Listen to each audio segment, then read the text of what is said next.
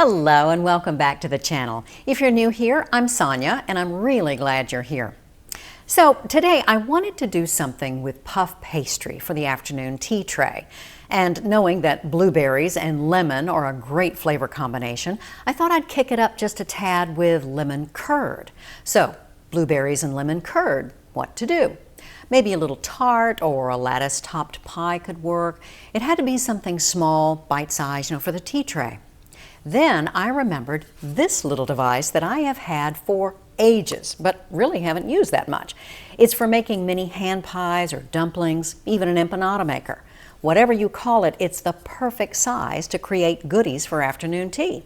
Now this one is very, very old, but I'll find some online and put a link if you're interested.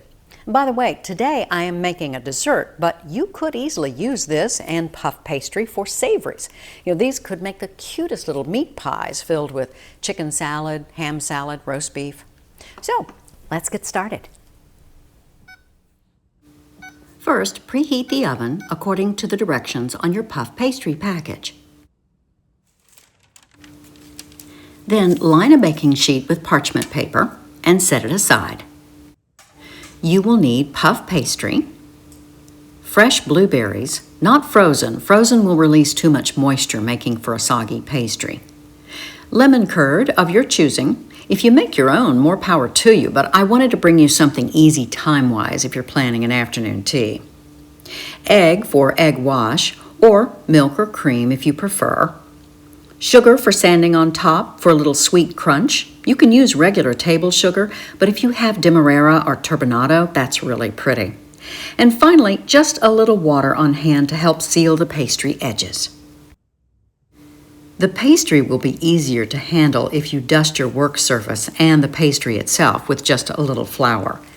If your pastry is frozen, let it thaw so it can be flexible.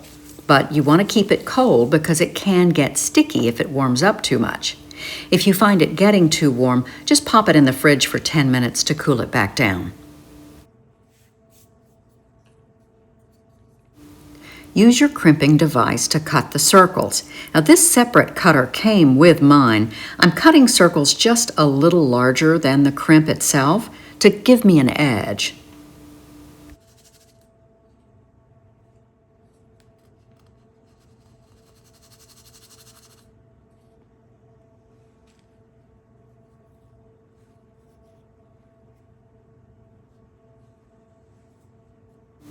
I can re-roll this dough for more later.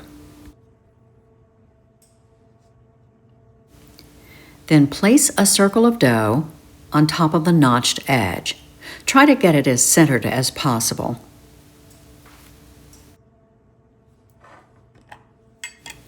Now add your filling in the center. Careful not to add too much. It will bubble out in the oven if you're not careful, and you want to minimize that.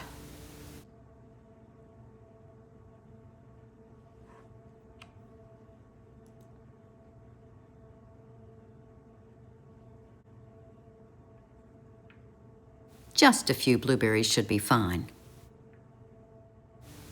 Once filled, go around the edge with water. It acts like glue and will help the dough stick together.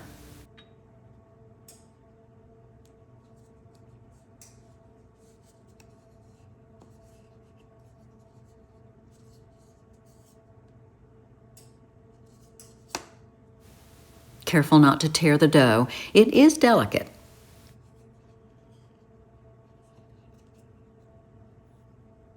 Isn't that pretty? Now let's do the rest. By the way, if you didn't want to bother with the little pie makers, you can always cut your circles, fill the center, and fold it over, crimping the edge with a fork. But I think the tool helps with the filling. These blueberries are so fat, it only takes a few.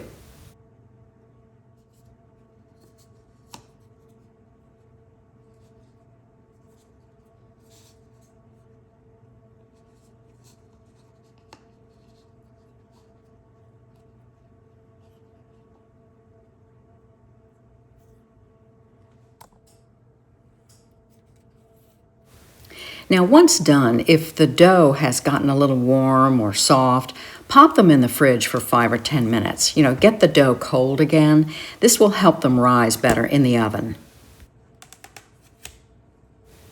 Now that the pies are chilled again, I just want to make sure that edge is sealed.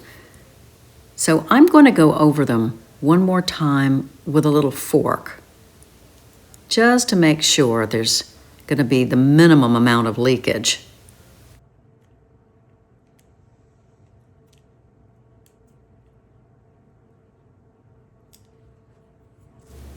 Then you want to prick the top with a fork, or you could just create little slits. This will allow steam to escape while they're baking.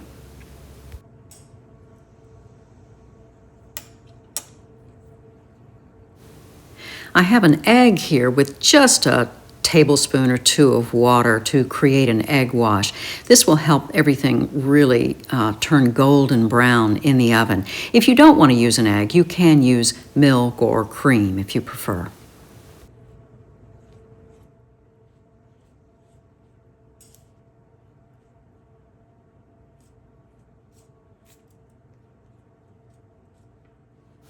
The egg wash also helps the sugar to stick. Now I'm using Turbinado cane sugar. It has kind of a rich molasses flavor to it, but if you don't have this on hand or didn't want to use it, you could use just regular granulated table sugar.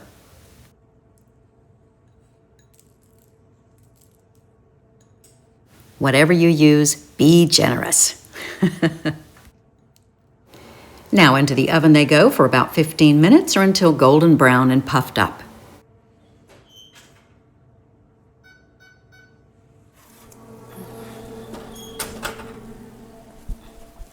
Oh, these turned out so pretty.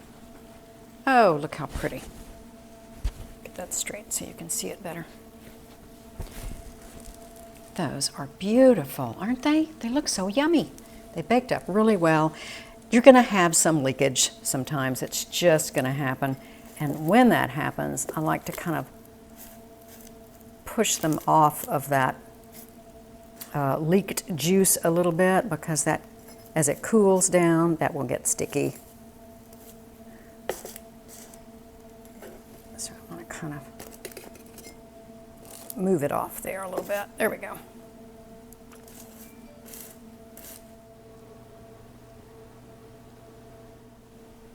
Now these are best baked off the same day they are served. If you must bake them off the day before your tea, you can then reheat them the day of for 5 or 10 minutes in the oven to get them crispy again, because the pastry will go soft and chewy when it gets cold.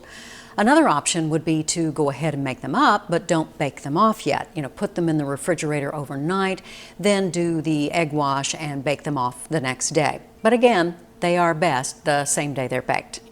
Now, I'm going to let these cool down, and I'm going to lightly dust them with a little powdered sugar, I think, and then plate them on something pretty. Join me for tea.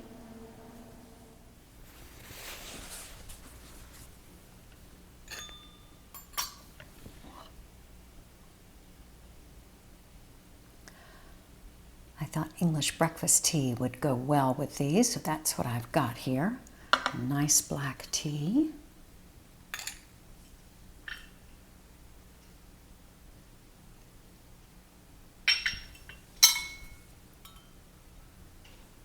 These turned out so pretty, didn't they? I think they're just beautiful, and they're still a little bit warm, and I've dusted them with a little powdered sugar. They just are so pretty on a tea table. But the best part is eating them, so let's break into one and see how we did.